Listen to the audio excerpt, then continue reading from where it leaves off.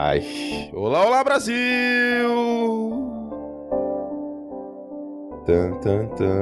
David Chiodini, tudo bem? Tudo bem com você, Antônio Curti? Comigo tudo bem, estou na praia, estou aqui com um solzão, muito feliz e muito contente por essa rodada de Wild Card da NFL.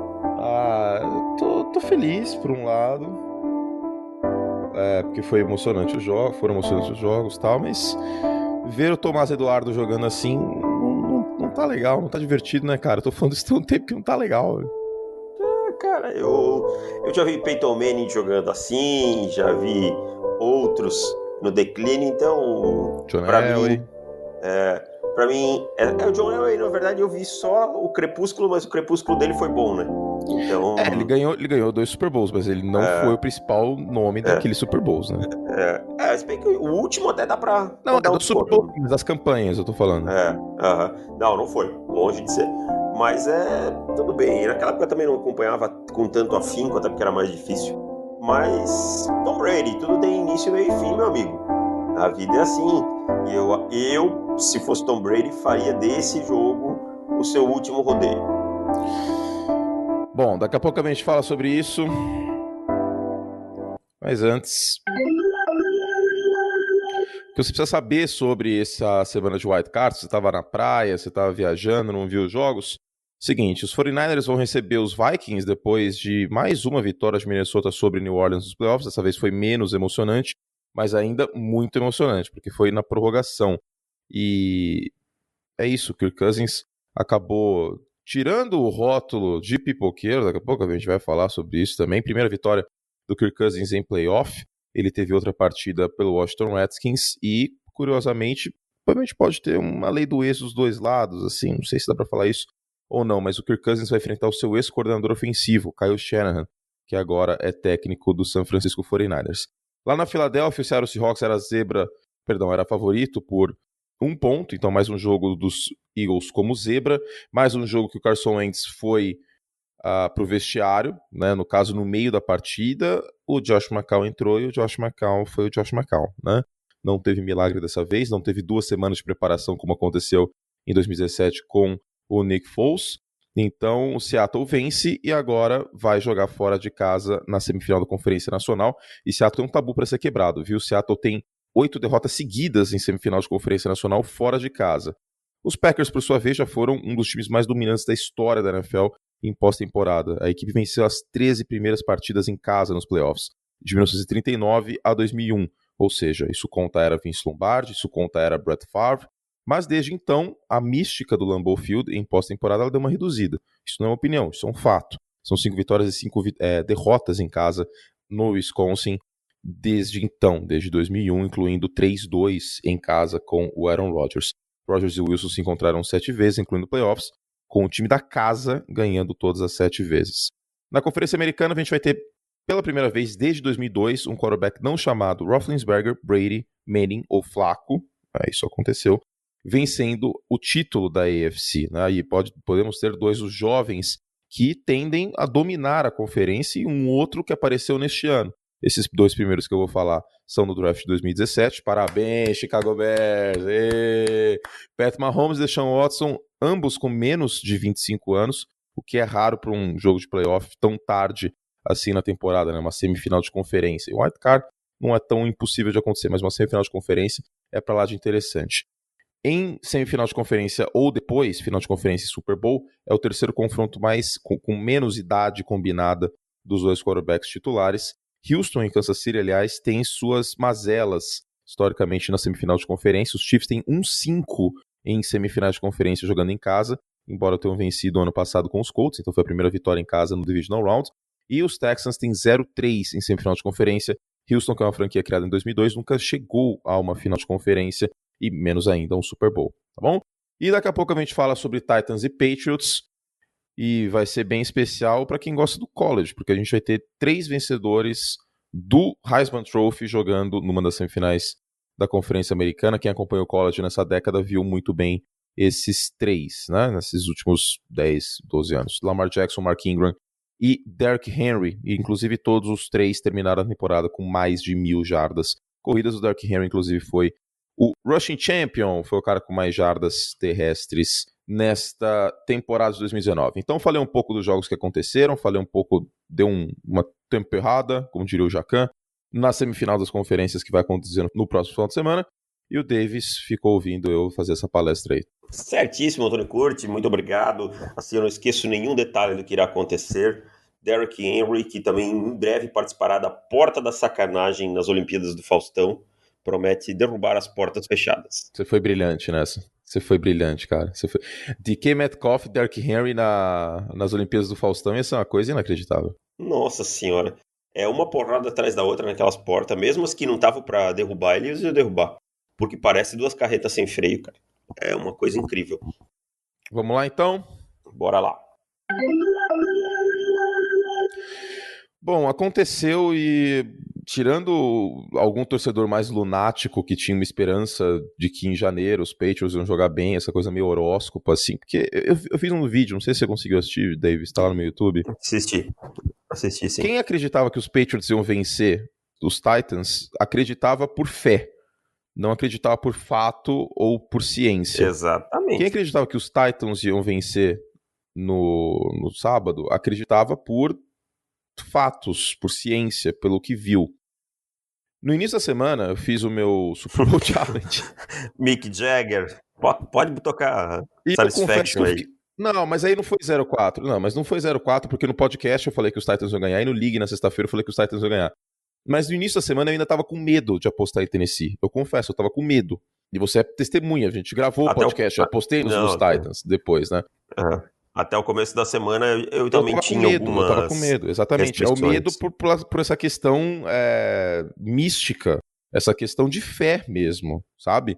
E eu tava com medo de apostar em Tennessee. Agora, Buffalo Bills era um palpite plenamente plausível, o time inclusive chegou a abrir uma vantagem.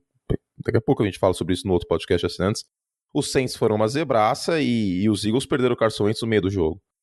Então, tudo bem, né? Palpite também é aquelas coisas, né? Não é. É só pela brincadeira. Porque sim. O cara contabilizar palpite, não, senão ficava lógico, jogando na Mega Sena. Lógico, não. E você sabe, você me acompanha nas apostas, essa semana eu tive outra semana zerada, não só esse wild card, mas eu tive semana perfeita já. Tive semana 5-0, né? Então essas coisas acontecem, essas coisas aí é plenamente natural. E os playoffs da NFL são bonitos justamente por isso. Aí, tudo bem, acabou não dando tempo de mudar lá, eu nem fui encher o saco dos caras da NFL, falei, bom, deixa, dane-se. Mas acabei no final de semana mudando de ideia. E, assim, só pessoas imbecis não mudam de ideia ante novos fatos. Eu estudei mais o jogo e cheguei à conclusão que era plenamente possível o Tennessee Titans ganhar do New England Patriots. Tomei pancada da torcida dos Patriots tentando poder mais, o Davis também tomou pancada da torcida dos Patriots tentando poder mais. Porque torcida é isso, né? Tá certo. Se você é torcedor, você tem que ser não racional de vez em quando. É o nosso papel, nossa profissão é ser racional. O torcedor, se ficar sendo racional o tempo todo, vai ser chato. Sim, aí não tem sentido torcer pra ninguém. Se eu fosse ser racional, eu não torcia pro Corinthians, o time que mais faz a torcida sofrer, e por aí vai, só pra citar como exemplo. Então, assim, o que eu questionava esse ano é porque não havia indícios que pudessem fundamentar um crescimento na pós-temporada. Se a gente pega as outras pós-temporadas dos Patriots, havia um time equilibrado, havia um ataque que produzia, podia ter oscilações, mas produzia. Esse ano o ataque não teve oscilações, o ataque foi ruim o ano inteiro. A defesa teve problemas contra o jogo corrido da segunda metade da temporada inteira. E os problemas em nenhum momento foram corrigidos. Então eu não conseguia entender, exceto a paixão, o que justificaria uma melhora dos Patriots nesse momento. Simplesmente por mudar o calendário, por ser uma pós-temporada. Que é o argumento do horóscopo, né? Isso, é mais ou menos o seguinte, eu estou gordo, eu vou perder 5 quilos na semana que vem só porque virou o ano. Não, se eu não mudar os meus hábitos, se eu não passar a comer direito, se eu não passar a me exercitar, eu não vou perder o peso. Então por que os Patriots mudariam da água para o vinho só porque virou o ano? É isso que para mim nunca caiu na minha cabeça nessa temporada. Mas eu entendo a mística, entendo e respeito o Foxborough. É a mística. É a mística, exatamente, é a mística. O que eu te mandei no WhatsApp durante todo o sábado? Estou sentindo o cheiro. É o fim da dinastia. Hoje a foto do Darth Vader, a máscara queimada e por aí por diante. Que eu usei depois, inclusive, no... E, cara, você tava nervoso com esse jogo, no hein? Twitter. Lógico, o Brady é meu maior ídolo, cara. Não tá legal, não tá divertido, velho. Não tô feliz, entendeu? Como profissional, obviamente, tem que cobrir de maneira mais isenta possível. Mas, mano, não tá da hora. Eu falo assim, como profissional eu não fico nem feliz nem triste, porque, que nem você falou aí, envolve paixão. Mas o que eu gosto são de novas narrativas na AFC. Com todo respeito à torcida dos Patriots, e claro que eles querem que continue ganhando, e é o papel deles, querer ganhar sempre, mas eu tô um pouco saturado dessa Tom Brady, Bill Belichick, Josh McDaniels. Eu quero ouvir outros nomes, eu quero uma mudança na AFC, eu quero uma AFC East mais forte, sabe, com o Buffalo Bills crescendo bem e me cortou o coração, a gente vai falar disso no podcast para assinantes, como eles perderam depois de estarem com o jogo na mão. Eu quero ver o New York Jets melhor com o Sam Darnold crescendo. Eu quero ver esse Miami Dolphins do Brian Flores. Eu quero ver mais equilíbrio nessa divisão. Os Patriots tiveram um domínio que eu nunca vi em nenhum outro esporte coletivo por tanto tempo. Eu nunca vi um domínio tão grande. Desde que o Robert Kraft comprou o time no meio dos anos 90 até hoje, é o maior aproveitamento em temporada regular, inclusive além dos 6 títulos Super Bowl. Eu achei aqui. Dia 4 de janeiro, sábado, acordei e mandei pro Davis. Acordei com um feeling ruim. É hoje. Aí o Davis, tá chovendo na praia e ventando, tá parecendo dia D. Os Titans vão desembarcar em Foxboro. Aí eu, mano, vai dar M 3 pontinhos. Minha pressão até baixou. É o último jogo do Brady. Eu tava mal, velho. Eu tava bem mal. Não tava legal, não. E a forma como acabou, Kurt, falando do jogo em si, eu vou te ser honesto. De 32 quarterbacks titulares na NFL, uns 26 teriam ganho esse jogo por New England. Foi o que a gente falou, inclusive, do Josh Allen no primeiro jogo contra os Patriots jogando em casa. E eu mandei aqui pra você também. Falei, cara, White Card 98, Cowboys e Cardinals, o jogo de hoje tem tatuado isso nele. E eu lembrei de outra partida, o Eric Dickerson comendo o Dallas Cowboys com farofa em 1985. E foi meio que o último respiro do Tom Landry como head coach dos Cowboys. Então, não dá pra afirmar com toda certeza, até porque isso é mais coisa de manchete, mais uma coisa polêmica do que uma análise em si, de que a dinastia acabou, mas tá sangrando, e tá sangrando muito forte. Tá sangrando como nunca sangrou antes, porque a gente mencionou no último podcast também, o Davis falou que não tinha nenhum indício, etc, etc. Esses indícios de melhora, eles vinham quando os Patriots cruzavam o Rubicão, que era o Thanksgiving. Passou o Thanksgiving, a coisa engrenava. E neste ano isso não aconteceu. Não. Pelo contrário, as coisas foram piorando depois do Thanksgiving até culminar com a derrota para o Miami Dolphins e perder a folga na primeira rodada dos playoffs. Aí veio o Derrick Henry e passou o caminhão, a carreta sem freio, sobre aí o New England Patriots, e foi o jogo de playoff com mais jardas terrestres de um running back contra uma defesa do Bill Belichick. Absurdo, simplesmente não conseguiu parar. E o Bill Belichick não vem conseguindo parar jogos corridos fortes desde a metade da temporada. E assim, esse ano, o Bill Belichick deixou a desejar muito como treinador.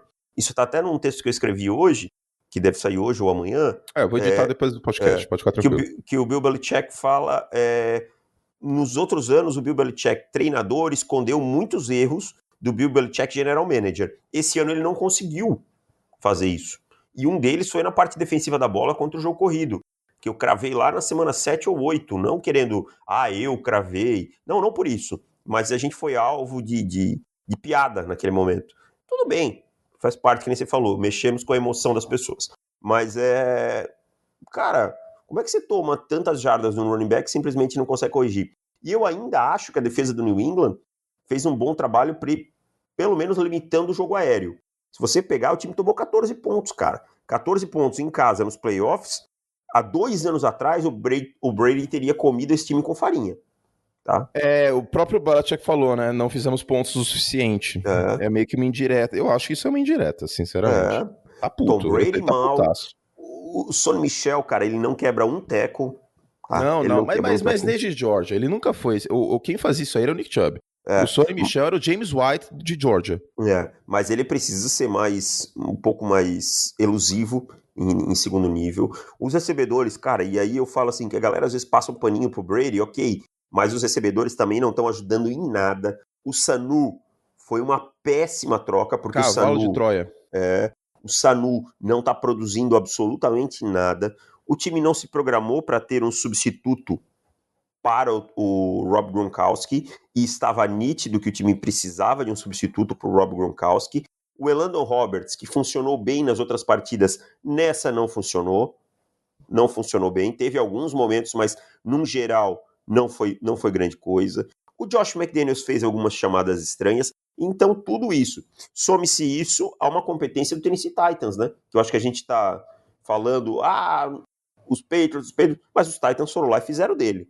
Vamos a Foxborough, vamos pegar na neve, vamos tirar a bola da mão do Ryan Tannehill e evitar turnovers e vamos ganhar esse jogo com a defesa. Foi o que fizeram. Sabe o que me assusta em relação ao Bill Belichick, até para quebrar esse mito da infabilidade papal? Não é nem questão do draft que eu vou falar, mas ele tá tomando tanta pancada de ex-coordenador dele, né, cara? Tipo, até aconteceu antigamente, o Josh McDaniels chegou a vencer o Belichick quando estava no Broncos, mas desde o ano passado, todos os confrontos contra ex-coordenadores dele, ele perdeu. Ele perdeu pro Matt Patricia na semana 3 do ano passado, perdeu pro Bill O'Brien na semana 13 neste ano, perdeu pro Brian Flores na semana 17 e agora perdeu pro Mike Vrabel, que não é ex-coordenador, mas foi jogador dele. E foi jogador dele por muito tempo. Cara, acho que passa muito por um Bill Belichick também começando um desgaste como treinador. Que idade o Bill Belichick tem? Você falou uma coisa muito forte agora, hein? Não, é verdade, cara. É verdade. Tudo tem ciclos na vida. O Bill Belichick tá há quantos anos em New England? Mais de 20 anos. Entendeu? Tá lá há muito tempo, ele tem 67 anos. A energia do Bill Belichick, eu fui ver a entrevista coletiva depois que eu falei com você, que eu te perguntei se já tinha tido. A energia do Bill Belichick pós-coletiva não é a energia do Bill Belichick que eu estou habituado. Em compensação, você vê o Mike Vrabel quase dando soco na mesa na coletiva pós-jogo. É que o Bill Belichick, ele sempre foi introspectivo, sempre foi... Concordo com você. Nunca revelou nada, mas especialmente nessa coletiva ele parecia cansado. Ele nunca pareceu cansado. Exausto. Ele pareceu exausto depois deste ano. Sugado, porque ele comandou, junto do filho, a melhor defesa da NFL neste ano. Teve seus problemas, teve seus apagões? Teve, mas eu não vi defesa melhor. São Francisco 49ers, gente, vejam a defesa dos 49ers no final do ano. A defesa dos 49ers no final do ano tomou ponto pra cacete. Então, a defesa pra mim, 2017 Jaguars, 2018 Bears, 2019 Patriots. E por mais incrível que pareça, as três tiveram que carregar os times e as três não tiveram ataques que foram competentes o suficiente. Defesas Exatamente. Perderam campeonatos nos últimos 3 anos.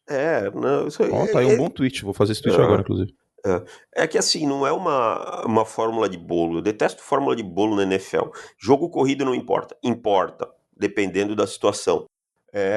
Defesas ganham um campeonato, ataques ganham jogos, defesas ganham campeonato. Depende da situação também, não é bem assim que a banda toca. Tudo são situações diferentes que você tem que analisar em particular. Mas quanto ao Bill Belichick, são 67 anos, cara. 67 anos, eu olho um homem de 67 anos trabalhando 18 horas por dia, porque essa é a carga de trabalho de um treinador na NFL. As pessoas ontem me perguntando no Twitter, e o Brady não pode voltar como treinador? Cara, a rotina é muito pesada. Para quem passou 20 anos dentro do campo, voltar como treinador é um cansaço danado. O treinador trabalha muito mais que jogador na NFL. As pessoas se iludem, tá? É muito mais cansativo. Para vocês terem ideia, o New England Patriots tem câmaras hiper não sei o que lá, que os caras dormem 30 minutos e lhe dá a sensação de ter dormido 3 horas. Nossa, eu queria muito isso aí, cara. Eu também queria. Onde será que compra esse negócio aí? Se eu tivesse um bagulho desse aí, o site, você ia ver a produção que tá esse site. Mas saudável não é. Né? Saudável não deve ser. Não deve ser saudável, não. Não deve ser uma coisa saudável, porque o teu organismo você vai enganar, mas ele vai te cobrar o preço uma hora. Então, assim, não é hora do Bill Belichick começar a pensar numa transição? Eu imagino que sim, cara. Talvez esteja pensando ou pro Josh McDaniels ou pro filho, pro Steve. É monarquia agora? Você já viu o filho do Bill Belichick dando entrevista? Já vi igualzinho. É maravilhoso, cara. E ele tem o filho do... Ele é o filho do Carlos Alberto de Nóbrega, né? Até nisso é igual, o Carlos Alberto vai deixar a Praça é Nossa pro Marcelo de Nóbrega. Que é verdade, né? Porque o avô do Steve, que também chama Steve, foi membro da comissão técnica da Marinha e tal. Então é uma dinastia nesse sentido. A verdadeira dinastia é essa, né? Passaram de pai para filho. Então você tá dizendo que os Patriots são a praça é nossa. Quem seria o Tom Brady nessa situação? Um personagem que era muito bom, mas que esse ano não tá legal. Não tá legal. Paulinho Gogó já teve bons momentos, mas o Paulinho Gogó é o Russell Wilson, não dá, eles são parecidíssimos. Que tá muito bem, inclusive. O Brady tá sendo a velha surda. Já teve grandes momentos no passado, mas hoje é sempre a mesma piada. Apolônio. O Apolônio era o Rob Gronkowski, né? Agora saiu aí você vira e fala, tem louça na pia. Acabou a dinastia!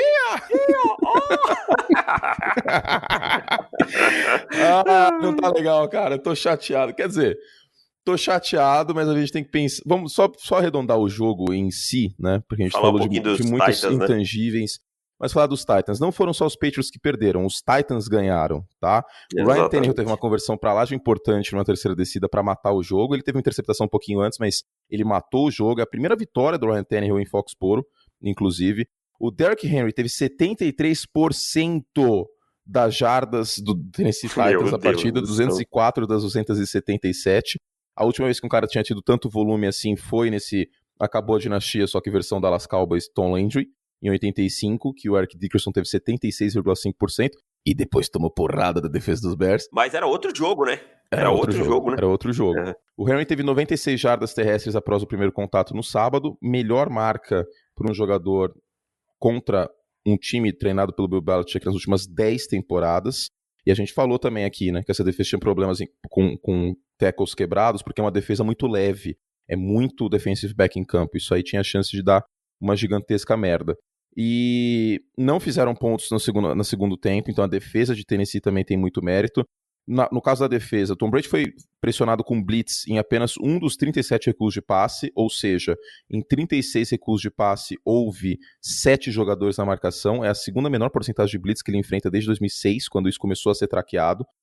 E para wide receivers foi um caso semelhante do jogo contra os Bengals, lembra?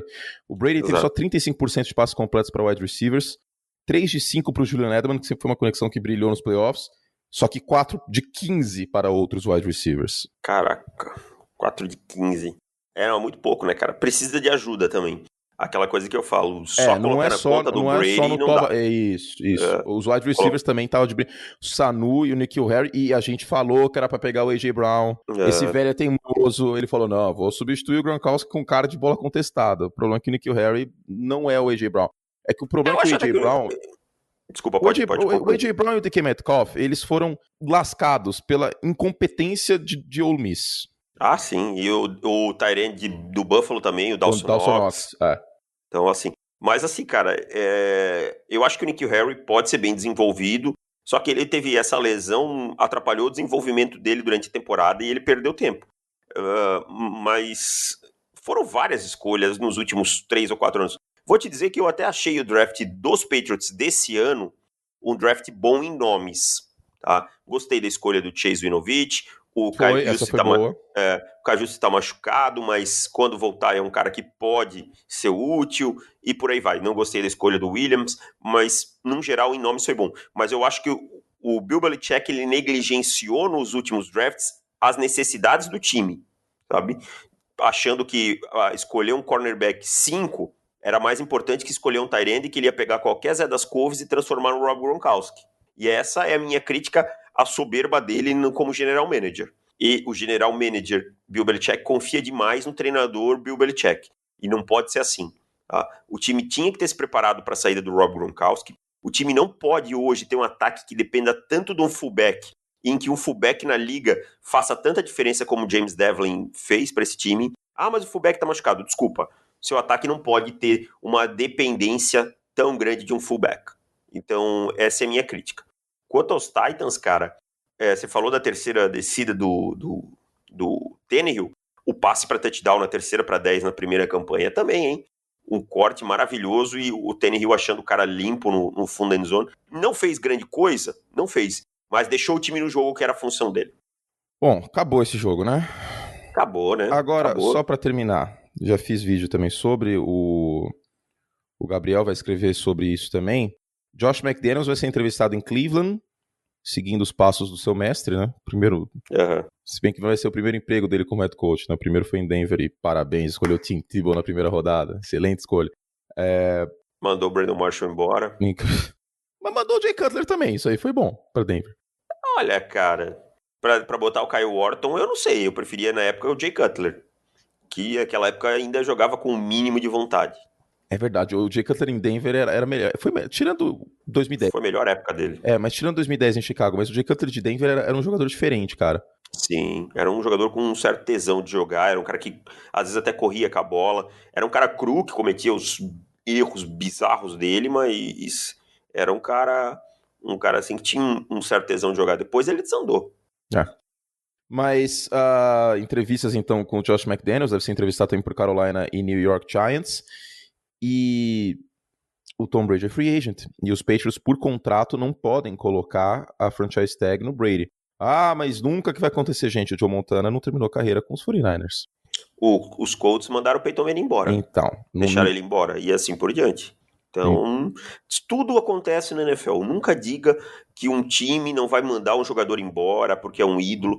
Cara, se o Joe Montana não acabou a carreira nos 49ers, qualquer coisa pode acontecer em termos de transação. Porque não existe um símbolo maior de um Joe Montana e 49ers. Para mim, não existe nada parecido. Então, se isso aconteceu, pode acontecer com qualquer um. Pois é.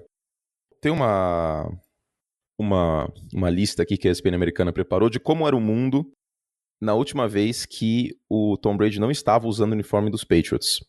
Foi em 99. O bug do milênio era uma preocupação. O celular mais vendido era o Nokia 6120, que tinha o joguinho da cobrinha. Eu tinha. O Bob Esponja tinha acabado de ser lançado. Ei, Patrick. LeBron James era um calouro no ensino médio. Meu Deus. O dólar era R$1 para $1. Meu, que coisa maravilhosa. Que tempo Isso maravilhoso. no início de 99, né? Porque em janeiro houve a desvalorização do real, aí o negócio disparou. Uhum. Então faz muito tempo, né, Davis? Faz bastante tempo que a gente não tem aí o Tom Brady sem estar no uniforme de New England. E não é só ele que é free agent irrestrito para a próxima temporada. Matthew Slater, que é um cara muito importante para o special team de New England, já há muito tempo, tem 12 temporadas com os Patriots. Devin McCourty, Jamie Collins, Kyle Van Noy, Elandon Roberts, Joe Thuney da linha ofensiva, Flip Dorsett e Danny Shelton. Todos esses são free agents. Bastante gente, hein? E os Patriots têm 43 milhões de cap space para a próxima temporada. Tem uns caras aqui que eu acho que não voltam, não. Olha, não me surpreenderia, sabendo do histórico com Lauren Milloy, Ty Law e etc., que o Devin McCourty não volte. Também acho que não volta, é a última temporada. E já que você falou de agente livre, o Derrick Henry também é. E com certeza vai ter um belíssimo contrato depois desse jogo. Então acho que o Derrick Henry é um cara que vai ganhar um belíssimo contrato. E vai ser ainda um contrato que o time que pegar vai pegar ele no auge, que fechou os 4 primeiros anos, que faça um contrato de 3, ainda vai sugar tudo aí que o Derrick Henry pode produzir.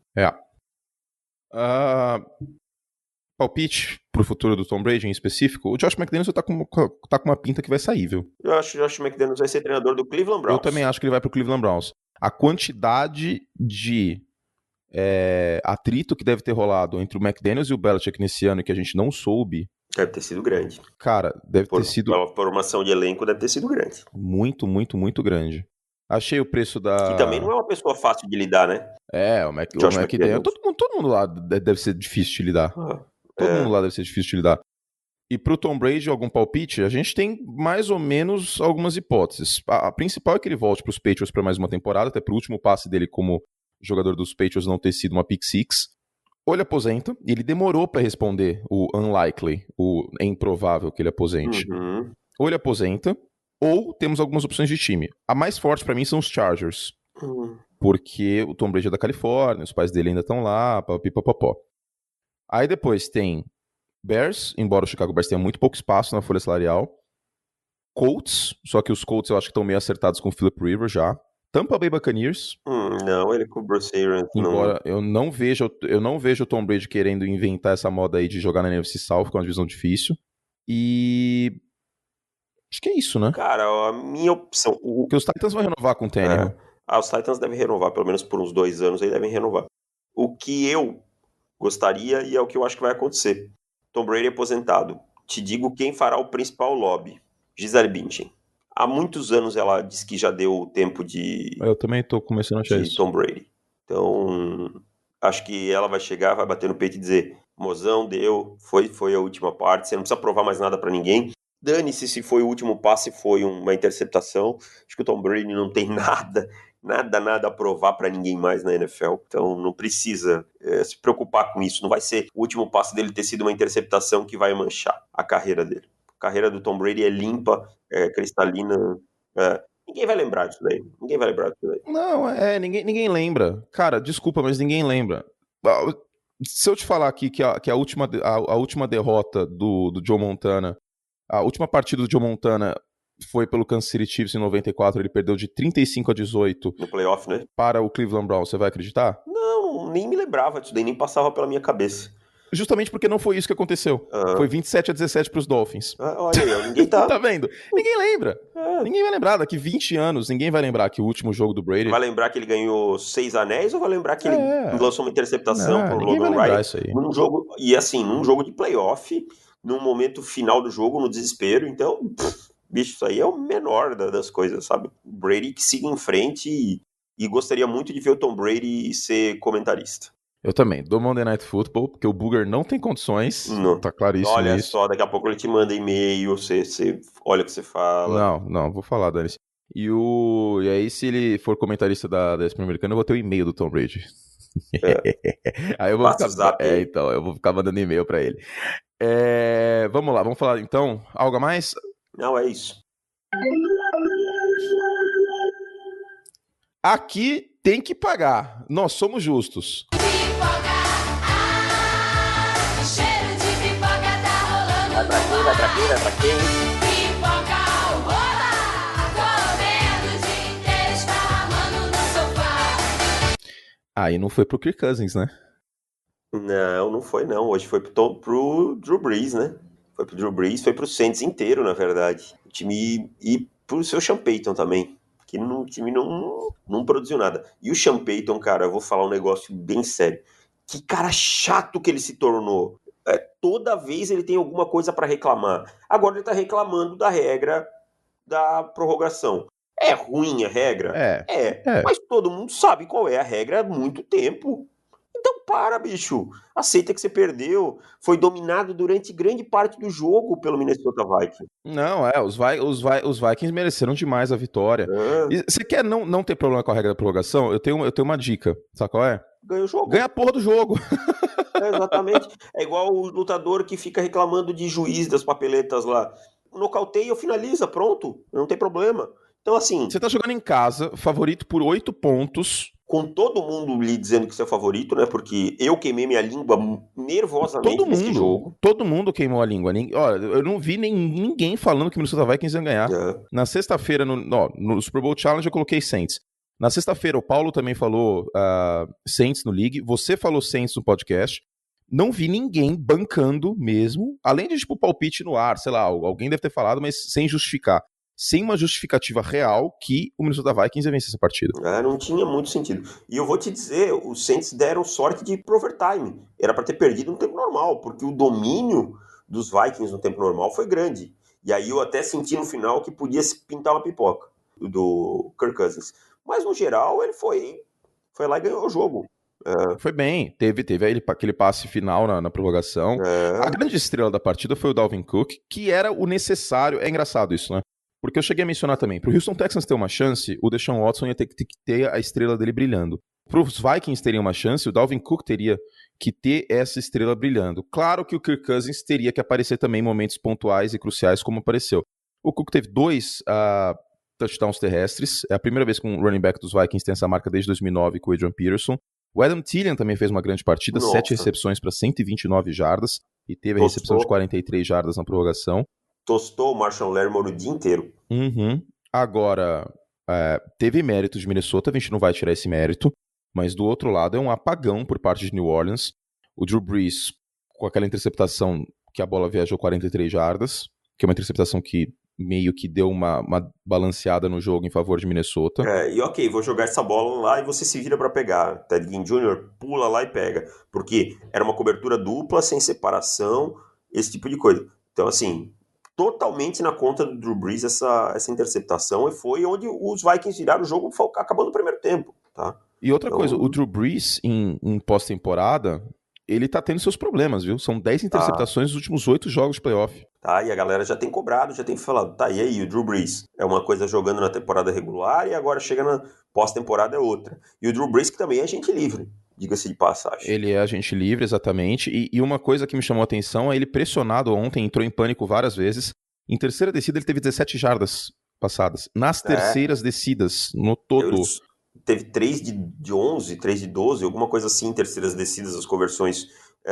Ele procurou muitas vezes essas terceiras descidas, se olhar no tape, o check down, com o Camara não achou, o Cook não achou, o Thomas bem fechado, naquelas rotas mais curtas que ele executa. Então o Brees ficou muito sem opção e aí o desespero bateu. E achei o Brees pouco inteligente nas alterações na linha de scrimmage. Vi ele mexendo pouco e o que ele mexeu não deu resultado. Então, assim, pra ter ideia, ontem o melhor quarterback do Saints em campo foi o Tyson Hill. Mas, cara, já emenda com isso que o Tyson Hill não vai ser o quarterback titular que as pessoas estão esperando que ele vai ser. Não. Porque Tyson Hill é um cara... vai ter fã que vai achar isso. Não tô falando só do Saints, mas vai ter gente que acompanha a NFL que vai ter visto só o jogo de ontem e vai começar a querer bancar o Tyson Hill como titular. Não. Ele não é um quarterback de profissão, assim. Ele é um quarterback que vai entrar, vai fazer um passe que ele fez ontem de 50 jardas, porque ele realmente tem um braço forte, mas vai entrar, vai correr, vai alinhar para receber passe, que ontem ele recebeu passe para touchdown. Essa é a do Tyson Hill em qualquer time. Ser uma peça que crie dúvida, tá? Quando ele entra, você não sabe qual é o personnel que está entrando, na verdade. Você não sabe se ele vai alinhar como tight end, como running back, como QB. É a criação dessa dúvida. Os Saints usam ele melhor do que usavam no passado. Antes ele entrava, alinhava como quarterback, ou passava ou corria. Hoje ele alinha em várias funções. E mais corria, né? Hoje ele bloqueia, muitas vezes ele alinha quase como fullback, esse tipo de coisa. Mas não tem bala na agulha para ser quarterback titular de time nenhum na NFL. Eu também não vejo ele como quarterback titular, sinceramente. Eu sei que isso pode acabar chocando algumas pessoas que estão empolgadas, mas tem que comer muito arroz com feijão ainda para ser um quarterback em todas as descidas. Pontualmente ele vai aparecer como um cara que vai ser bem utilizado, ele consegue passar a bola, ele foi quarterback no college, mas eu acho que tem que dar uma segurada no empolgou. Do lado de Minnesota... Você viu como é que tá... Desculpa. Você viu como é que tá a descrição dele na Wikipedia? Não. Position, quarterback utility player. É o offensive weapon, né? O OW. Do college. O athletic do college também. O que mais que a gente tem que falar desse jogo? A gente tem que falar que Minnesota foi um time muito valente, né? Até cheguei a twittar isso. E eu quero dar um destaque defensivo para Minnesota. Achei o plano de jogo defensivo de Minnesota muito bem feito. Foi uma defesa que lembrou de 2017, sobretudo em terceira descida. Naquele ano a defesa de Minnesota em terceira descida foi brilhante. E no jogo de domingo também. Exatamente. Parou o que precisava parar, restringiu o Alvin Kamara, restringiu o Michael Thomas. O Michael Thomas teve 7 recepções para 70 jardas, ou seja, não teve muitas oportunidades depois que teve a bola na mão e muito menos em profundidade. Conseguiu fazer o Jared Cook não ser o fator que vinha sendo nos últimos jogos no meio do campo. Sim. Isso se deve muito à boa dupla de safeties, uma das melhores da NFL, Harrison Smith e me fugiu o nome dele, o outro que conseguiu a interceptação, o Harris. E o Daniel Hunter teve um jogo fabuloso, foi um tormento pro Drew Brees. Um sec e meio, 3 hits. Quando o Brees pensava em sair do pocket, lá estava ele, cercando, cortando linha de passe, criando pressão. Então o Daniel Hunter teve um partidaço no jogo de ontem. O Everson Griffin também teve um jogo muito bom. Então passou por essa dupla de edges e por essa dupla de safeties o sucesso do Minnesota Vikings no jogo de ontem. Minnesota Vikings precisa ser olhado com menos desconfiança e isso vale para David Chiodini. Preciso parar de olhar esse time com tanta desconfiança. A grande virtude dos Vikings, além de terem sido um time muito valente, é que é um time com identidade. Isso faz diferença. Você sabe o que ele vai fazer, né? Uhum. Mas você sabe de uma maneira positiva, sabe? Tipo, o próprio time sabe as forças deles. Então, essa identidade é importante. Chega esse momento do ano. Porque, por exemplo, o ataque dos Patriots não teve identidade durante toda a temporada. Não, foi um amontoado. Né? Então, saber a identidade, saber que a vitória passa pelo Dalvin Cook, saber que o Kirk Cousins tem que trabalhar bem no play action. Os Vikings fizeram um jogo muito limpo. Eu acho que são 2 adjetivos possíveis para Minnesota nessa partida. Valentes e limpos.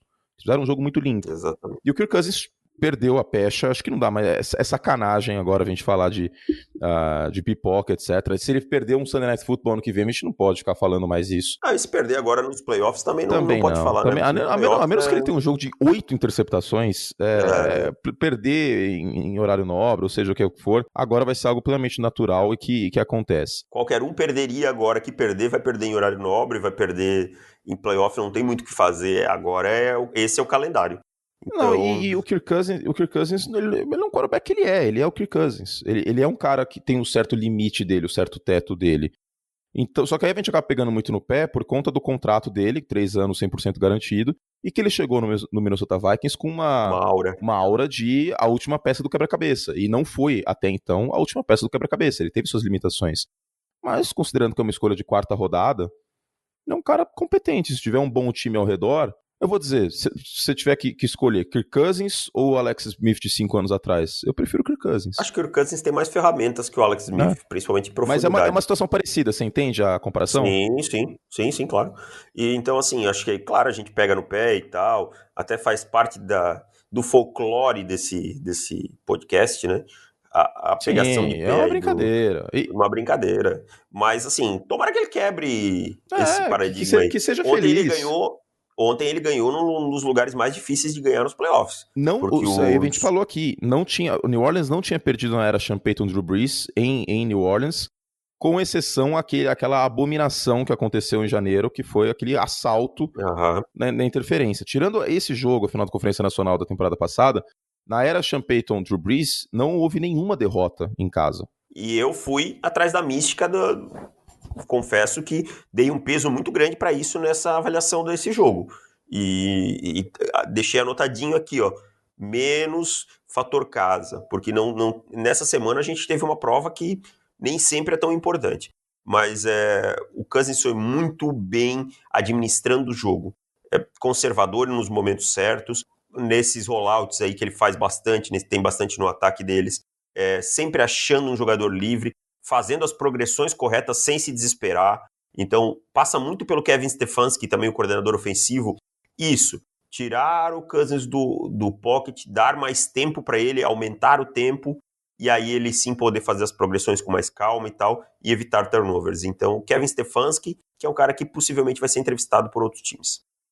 E que era o desejo do Paul DePodesta, que é o cara de analytics lá do Cleveland Browns, que é interpretado pelo, como chama o ator no Moneyball? Me fugiu não. Bom, esqueci. Mas é o parça do Brad Pitt no Moneyball. Isso. E ele é o personagem inspirado no Paul DePodesta, que trabalhou no Oakland A's naquela época e agora tá no Cleveland Browns. E foi o único que sobrou, né? Porque todo mundo foi mandado embora. O Sashi Brown foi mandado embora, depois veio o John Dorsey, o Dorsey foi mandado embora. O Paul DePodesta segue lá. É o Jonah Hill, o ator. Jonah Hill, exatamente.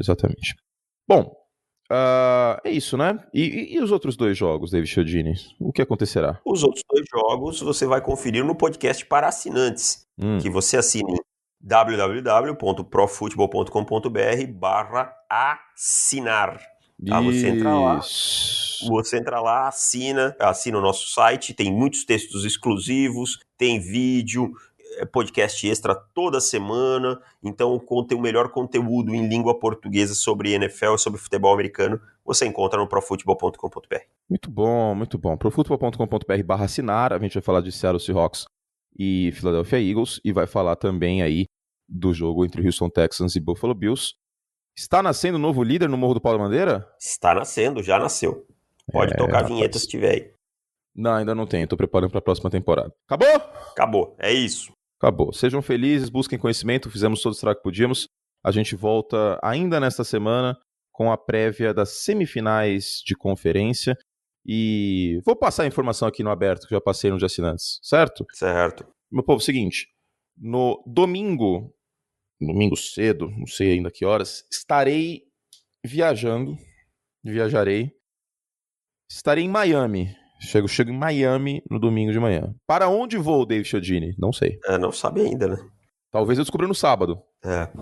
Pode ser. Mas, pode ser. Porque os 2 número 1 jogam. A gente vai cobrir as finais de conferência pela ESPN. Ainda não sei se eu vou para a sede da final da Conferência Nacional ou para a sede da final da Conferência Americana. Eu vou para uma e o Fernando Nardini vai para outra.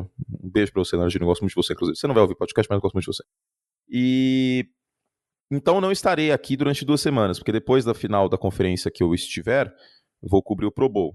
Infelizmente o Trubisky não está no Pro Bowl neste ano para eu poder ofendê-lo pessoalmente, que era um grande sonho na minha vida. Obviamente eu não faria isso, né, porque eu sou profissional, mas mentalmente eu iria ofendê-lo. Aí vem a seguinte manchete: homem com touca ninja dá voadora em jogador dos Bears pelas costas.